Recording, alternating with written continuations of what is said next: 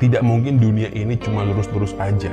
Pasti ada intrik-intriknya. Tidak mungkin ya semua yang kita lihat di media itu adalah kenyataannya. Masa iya nggak ada yang tutupin?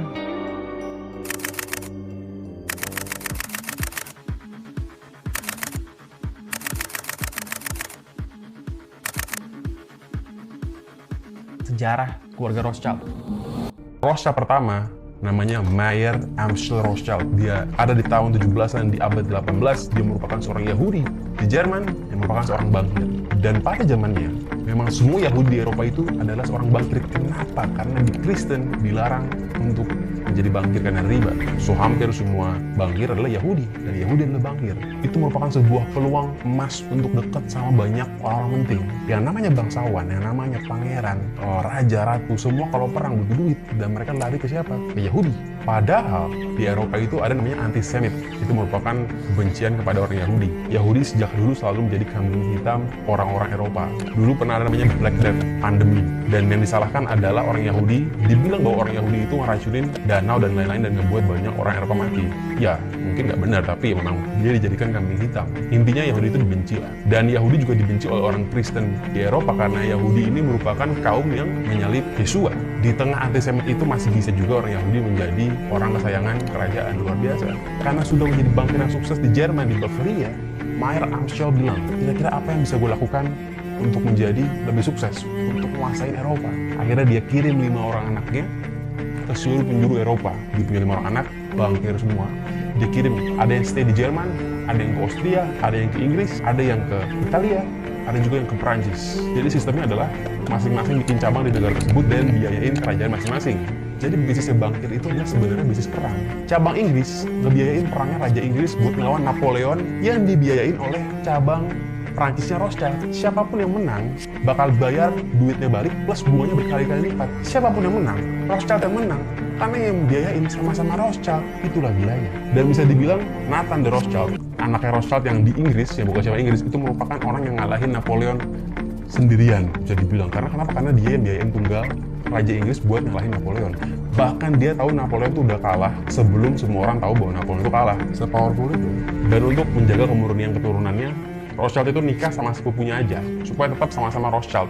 Dan kalau perempuan nggak akan dikasih harta warisan. Kenapa? Karena kalau perempuan dikasih harta warisan dan dia nikah sama orang yang bukan Rothschild, takutnya uangnya Rothschild akan lari ke keluarga lain.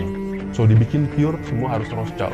Bisa dibilang cabang Inggris ini merupakan cabang yang paling sukses dari semua cabang Rothschild lainnya. Nathan yang merupakan generasi kedua dari Rothschild yang merupakan pendiri cabang Inggris ini punya anak yang namanya Lionel yang juga sangat sukses sebagai bangkir dan menjadi orang yang sangat Zionis. Apa itu Zionis? Zionis merupakan orang yang ingin kembali ke tanah Zion karena menurut kepercayaan Judaism, Zion itu Bukit Zion merupakan tanah perjanjian di mana nanti Al-Masih akan turun di Bukit Zion. Di mana Bukit Zion? Di Yerusalem. Itu kenapa Israel itu nggak mau dikasih New York, dikasih Los Angeles, maunya ya di Zion. Karena maunya di Yerusalem, karena memang itu menurut kepercayaan dia tempat turunnya Al-Masih pertama kali. Lionel juga nanti punya anak yang namanya itu Nathan juga. Dan Nathan juga punya anak yang namanya Walter de Rothschild yang merupakan orang yang sangat kejam dan brutal yang menjadi inisiator Balfour Declaration yang membuat Inggris maksa buat dapetin tanah Palestina untuk dijadikan Israel. Kok bisa sih Walter ini bikin Inggris mau bela-belain Israel? Karena Walter ini merupakan anggota parlemen Inggris. Jadi saat dulu Perang Dunia Pertama Ottoman lawan Inggris salah satunya, Ottoman itu kalah dan yang menang bakalan dapat kompensasi daerah baru buat dia. Alih-alih minta daerah Turki atau Syria atau Irak dan lain-lain, dia minta spesifik Yerusalem. Karena memang Walter ini sebagai anggota parlemen Inggris, dia minta, gue Zionis, gue mau balik ke Bukit Zion. Dan akhirnya dibikinlah Balfour Declaration, yang akhirnya membuat adanya negara Israel. Intinya bisa dibilang bahwa Rothschild ini benar-benar super powerful banget, sampai dia bisa bikin negara saking dia kuat dan kayanya. Rothschild ini merupakan keluarga yang ada di semua cerita konspirasi apapun. Ada juga yang bilang bahwa kalau emang dia itu keluarga rahasia, kok bisa ada di Google, kok bisa ada ketahuan siapa namanya. Bung, kalau Anda cek Google, tidak banyak sumber tentang Rothschild. Karena memang mereka itu keluarga yang tidak terbuka, nggak ada sumbernya di internet, sangat sedikit. Memang mereka itu keluarga yang tertutup gitu loh. Bahkan di list Forbes 500 orang terkaya di dunia, itu cuma ada satu Rothschild yang namanya Edmund Rothschild yang merupakan orang kaya yang masuk ke situ. Apakah benar? Apakah keluarga yang sekaya itu bisa akhirnya jadi tiba-tiba miskin gitu? Tetap kaya sih, tapi nggak sekaya dulu. Ya mungkin. Ya kalau gue sih tidak terlalu percaya 100% lah sama listnya Forbes. Bisa benar, bisa juga enggak.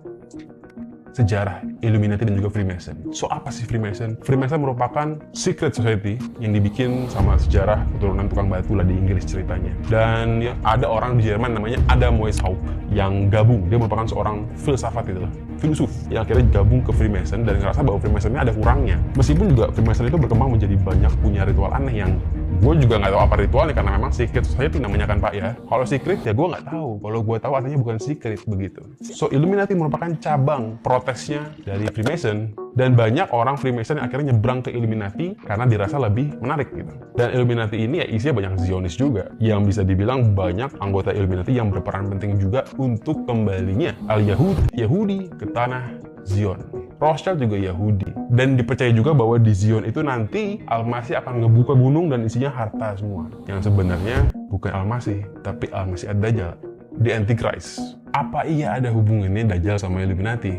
Ya nggak tahu juga, namanya kan rahasia. Tetapi kalau kita pikir-pikir, kita urut-urutin lagi, juga ada pertanyaan, apa mungkin selama ini Illuminati itu nyembah setan apa enggak? Kita nggak tahu.